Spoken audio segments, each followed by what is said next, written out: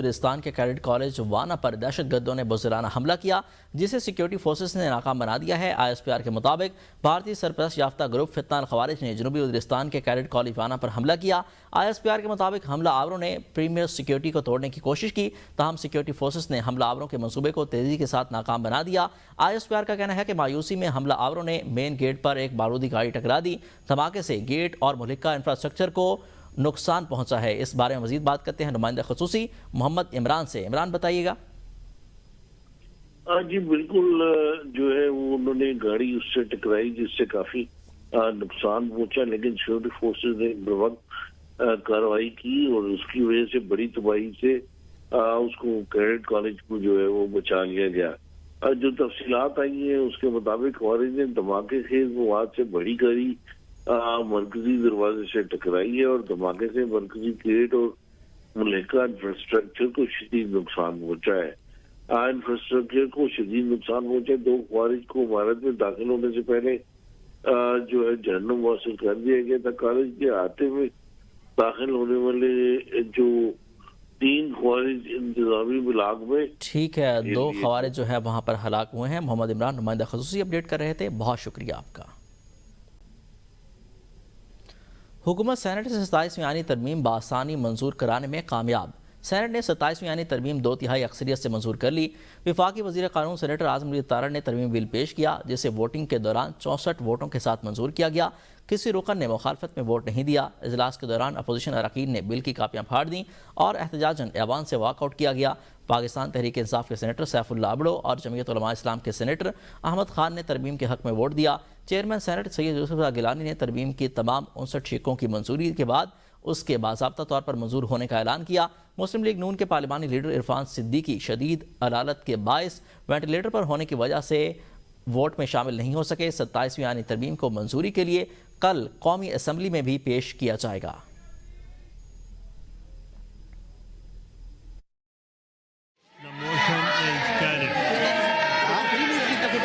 Order number 44. Sir, 43. Sir, may I move? Sir, 43, sir. Sir, 43. Sir, with the permission of the chair, I, Minister for Law and Justice, to move under Rule 263 of the Rules of Procedure. آئین کے article 243 میں اہم اور وسیع آئینی ترمیم chairman joint chief of staff committee کا عہدہ ختم کرنے اور چیف آف آرمی سٹاف کو چیف آف ڈیفنس فورسز کا نیا عہدہ دینے کی سفارش شامل ہے۔ مجوزہ ترمیم میں تینوں افواج کے کمانڈ کی تقرری اختیارات اور مراعات کے نظام میں بھی نمایاں تبدیلیاں شامل کی گئی ہیں۔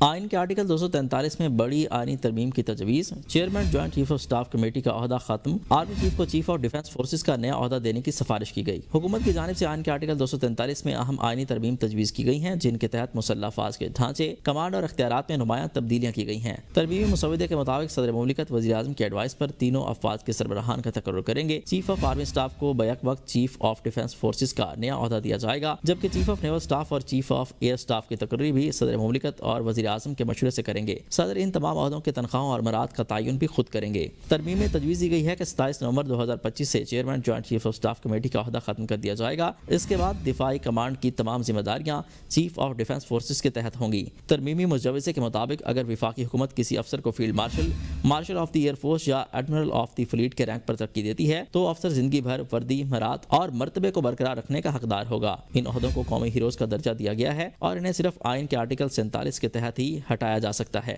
ترمیم میں یہ بھی شامل کیا گیا ہے کہ آرٹیکل 248 کے تحت صدر مملکت کو حاصل آئینی استثناء اب field marshal, martial of the air force اور ایڈمرل آف دی فلیٹ پر بھی لاگو ہوگا۔ مدت ملازمت مکمل ہونے کے بعد وفاقی حکومت ان عہدوں پر فائز افسران کے لیے ریاستی مفاد میں نئی ذمہ داریاں متعین کرے گی۔ یہاں پر آپ کو اہم خبر دیں، آرمی چیف کی مدت ملازمت سے متعلق کسی بحث اور نوٹیفیکیشن کی ضرورت نہیں۔ آرمی چیف کی مدت کا تعین قانون کے مطابق ہو چکا ہے۔ وزیر قانون اعظم علی طارڑ کہتے ہیں کہ یہ غیر ضروری بحث ہے کہ 29 یا 27 نومبر کو آرمی چیف کی مدت ملازمت ختم ہونی ہے۔ فیلڈ مارشل اور آرمی چیف میں کیا فرق ہے، اس کی وضاحت آئین میں موجود ہے۔ چیف آف ڈیفنس فورسز کے عہدے کی مدت کا تعین آئین کے مطابق کیا جائے گا۔ وزارت دفاع آرمی ایکٹ میں معمولی ترمیم پر کام کر رہی ہے۔ کون سے مقدمات آئینی عدالت یا سپریم کورٹ سنے گی، اس کی بھی پوری وضاحت کر دی ہے۔ سو موٹو کو ختم کیا گیا ہے۔ کورٹ پہلے مطمئن کرے گی، ججز جن کی نامزدگی ہوتی ہے حلف نہیں لیتے تو ریٹائرڈ تصور ہوں گے۔ سپریم کورٹ کے مستقل ججز کی سینیورٹی کو تحفظ دیا گیا ہے۔ پی ٹی آئی کے سینیٹر سیف اللہ ابڑو نے 27ویں آئینی ترمیم کے حق میں ووٹ دے کر سینٹ کی نشست سے مستعفی ہونے کا اعلان کر دیا۔ سیف اللہ ابڑو نے کہا کہ سینیٹرشپ سے مستعفی ہونے کا اعلان کرتا ہوں۔ انہوں نے کہا کہ میں نے ووٹ فیلڈ مارشل اور فوج کے حق میں دیا۔ ترمیم کے حق میں ووٹ دینے پر پی ٹی آئی نے سینیٹر سیف اللہ ابڑو کو پارلیمانی پارٹی واٹس ایپ گروپ سے نکال دیا۔ ذرائع کے مطابق سینیٹر سیف اللہ ابڑو کو دیگر تمام گروپ سے بھی نکال دیا گیا ہے۔ صاحب جب بات ہوئی تھی 26ویں امینڈمنٹ پہ تو میری فیملی کے 10 ممبر، میری مسز اریسٹ ہوئی تھی۔ میرے پارٹی نے کتنا میرے لیے آواز اٹھایا تھا، کوئی ایک بھی سینیٹر کہے پی ٹی آئی کا جس کے بدے اٹھائے گئے تھے۔ جتنی عزت پریزیڈنٹ ٹرمپ نے ہمارے فیلڈ مارشل عاصم منیر صاحب کو دی، ایسے دنیا میں کسی کو صدر ٹرمپ نے نہیں دی، ایون کسی وزیر اعظم کو بھی نہیں دی۔ میں نے اپنے فیلڈ مارشل اور پاک افواج کی وجہ سے یہ ووٹ دیا ہے۔ جنرل عاصم منیر کی وجہ سے ووٹ دینے آیا ہوں، کسی اور کی وجہ سے نہیں۔ کسی کو بھول ہے شاید، اگر کسی کو بھی نہیں۔ میں اپنی اس سیٹ سے سینیٹرشپ سے استعفیٰ دیتا ہوں۔ ہم آپ کو پھر بنا دیں گے۔ جمعیت علماء نے پارٹی ڈسپلن کی خلاف ورزی کرتے ہوئے 27ویں آئینی ترمیم کے حق میں ووٹ دینے پر سینیٹر احمد خان کو پارٹی سے خارج کر دیا۔ سینیٹر احمد خان کو پارٹی سے خارج کرتے ہوئے کہا گیا کہ وہ فوری طور پر سینٹ کی نشست سے مستعفی ہوں۔ یہ ہوا کہ سینیٹر احمد خان 27ویں آئینی ترمیم کے حق میں ووٹ دے کر صحافیوں کے سوالات کے جواب دیے بغیر پارلیمنٹ کے پچھلے دروازے سے نکل گئے۔ جے یو آئی کے سینیٹر کامران مرزا کہتے ہیں جہاں کی مٹی تھی ادھر ہی لگ گئی، کسی کی شکل سے معلوم نہیں ہوتا کہ کون کیسا ہے۔ کی مٹی تھی ادھر لگ گئی ہے۔ ہم ایسا کام نہیں کرتے ہیں، وہ جن کا بندہ ہوتا ہے وہ انہیں کی طرف ہوتا ہے، پھر اس طرف چلا جاتا ہے۔ میری شکل سے آپ کو پتہ چلتا ہے کہ میں ایماندار ہوں۔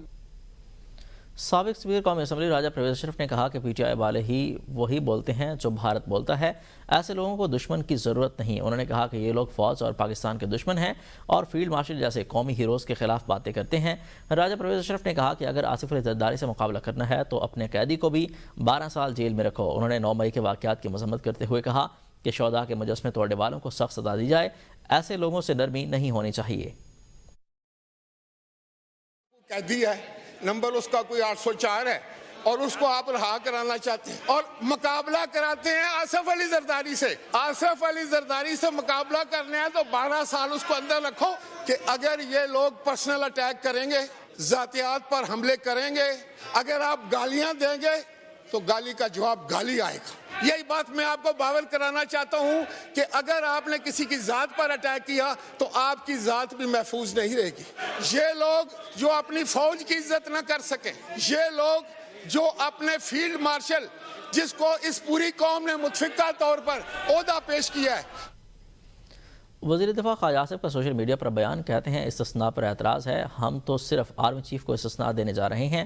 بانی P T I and company نے آرمی چیف جنرل باجوہ کو باپ بنا لیا تھا، بعض گشت آج تک سنائی دے رہی ہے۔ آپ کو بتائیں کہ استثناء پر اعتراض ہے تو ہم صرف آرمی چیف کو استثناء دینے جا رہے ہیں۔ P T I and company نے آرمی چیف جنرل باجوہ کو اپنا باپ بنا لیا تھا۔ سابق وفاقی وزیر فیصل واڈا نے کہا ہے کہ پی ٹی آئی بڑی بڑی باتیں کرتی ہے مگر کام نہیں کرتی۔ پی ٹی آئی کی اصلیت اب سب کے سامنے آ گئی ہے جو ان کے لیے منہ پر تماچا ہے۔ فیصل واڈا نے کہا کہ پی ٹی آئی والے عوام کو گمراہ کر رہے ہیں لیکن حقیقت اب سب کے سامنے ہے۔ سینٹ میں 27ویں آئینی ترمیم کے دوران کسی جماعت نے مخالفت نہیں کی، جس کا مطلب ہے کہ ترمیم مشترکہ طور پر منظور ہوئی۔